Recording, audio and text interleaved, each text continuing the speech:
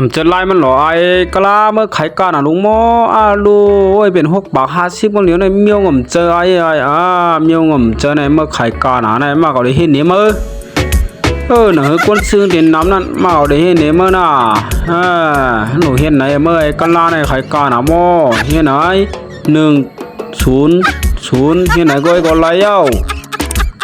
ด้านหน้าเนี่ยขายดีนะเมื่อใครหัวไก่เมื่อปอกไข่ก่อนเมื่อ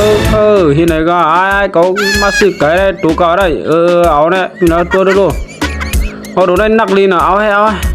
มีแล้วยองได้ลูกไอ้ก้มก็บ่ไหนเข้มหน่อยเอาตัวนี้ละเข้มหน่อยกลางเข้มหน่อยเอาตัวนี้เอา2 ตัวเอามา2 ตัวก็เหลือมือเข้มละใครดีนะได้จังไหนโดเอา2 ตัวก็มามีหลายยุ่งเลยของตัดกันแล้วนี่ใครเจอไว้กันหรอเนี่ยก็เมียเอา2 ตัวก็เข้มละได้2 ตัวนี่แหละเอา2 ตัวนี่ก็เดี๋ยวกำหน้าเขาเงินปั่นมาก่อนไอ้นายเงินไอ้มาปั่นเขาก็นายก็ล่ะปากไม่ล่ะเจออยู่จะลายอยู่ในไอ้เนี่ยปากเนี่ยก็ปั่นตามนี้มันเตรียมไว้ในด้วยในลูกกามาเนี่ยผมเจอ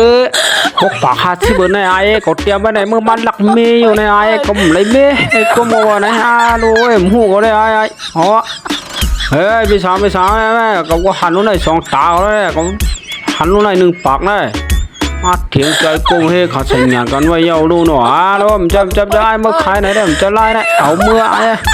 มันเตรียมไว้1 ปากก็1 ปากเลยครับพ่อเมียวผมจะได้โล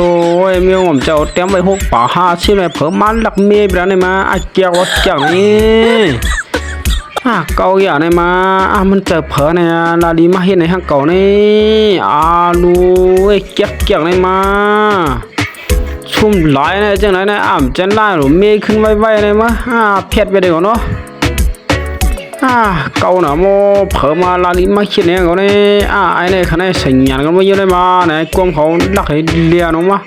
เปรียบไว้ดีกอกลัวเนี่ยเฮ้ยลุยเจอหนาไอ้เอาเจือกออกมาก่อนห้ามมัดไว้ในกำก่อนว่าลุยมันไหลลงลายหรอไอ้กะลาเนี่ยมันหัวไอ้ก้าวลาวมามีเตรียมไว้ขึ้นเหี่ยวเฮ้ลู6 บาท 50ไว้ลุยจะได้ยังชุ่มน้ำหล่อในต้องปีนได้แน่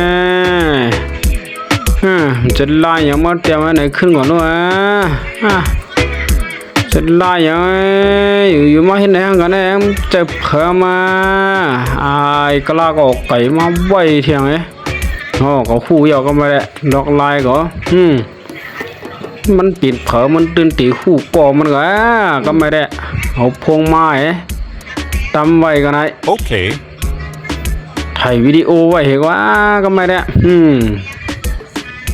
มาเลยไอ้หูน้ำสัวก็ไม่ได้อย่างเงี้ยกินอะไรก็หาครึ่งการแท้มาเก่าทางกำเนาะมาก็ไล่เสือก่อนก็ไม่ได้ไล่หรอใส่เสื้อเก่าเดียวได้ก็มันหูเหี่ยวเนาะว่าหาใส่หยาดกันไว้นะหนูเห็นไหนก็ไล่เสือ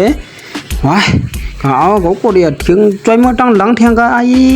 ก็เดี๋ยวกว่าแล้วไอ้กว่ามัวเลยกว่ามาหนูครึ่งการให้เนี่ยมือ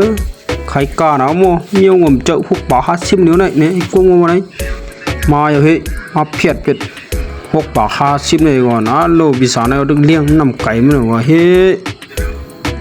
เพียดไปเนี่ยใครกล้าหนาวมัวเมียวงมเจอโลเจี๊ยกหน่อยเลยลูกขายกันได้ก็1 ได้ก็โป้ก็เอาไก่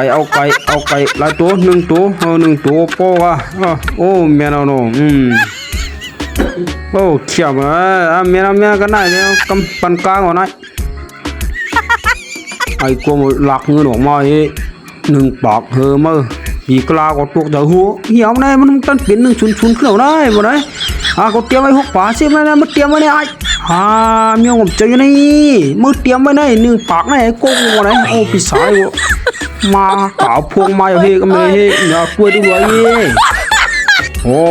มันเป็นมือเนี่ยอยู่ในไอ้กลัวเมียเมื่อไรเขียดเนี่ยไอ้กูขายเนี่ยกูซุ่มลุ่มๆเลยจังนั้นไม่เขียดเนี่ยไม่ยากกินขัดมาเลยเกี่ยวมาเกี่ยวเนี่ยคือเนี่ยใส่ยันกันไม่รู้นะโอ้แต่ก็มาจอยไปเงียบคนไห้หนุ่ยรวยข้าสมก็ได้มาซื้อไก่เหี้ยวก็คือดีตัวก็มาไอ้กล้าก็ห่วงไตก่อนมาอย่างที่ถั่วได้ก็มาไอ้ก็มันใจเนี่ยก็เตรียมไอ้พวกปากหาซื้อเลยมือมาเตรียมที่ไหนมันใจอยู่ในมันเป็นมือวะเนี่ยไอ้ก็ว่ามันเจอเขา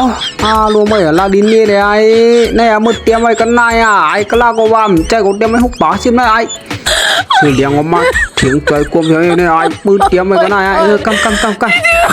เปิดตัวก่อนนะมันจะไล่เนี่ยคือเนี่ยเขาไถไว้ลูกก็ไม่โหไอ้กลมมาตุกเจออย่างนี้ลูกเขาอย่ามามันดันไถผ้าไว้มือเลยนี่มาหุ่มจะไอ้เกมมาเรียนเลยไอ้แล้วมาตันเขายามดีๆว่าเฮ้เคยเรียนไปแล้วเนี่ยไอ้วันไหนไอ้กลมขายเลี้ยงว่าง่ากินขนาดง่าไอ้ลำเนี่ยลาข้อเสือขากาเปียเหี่ยว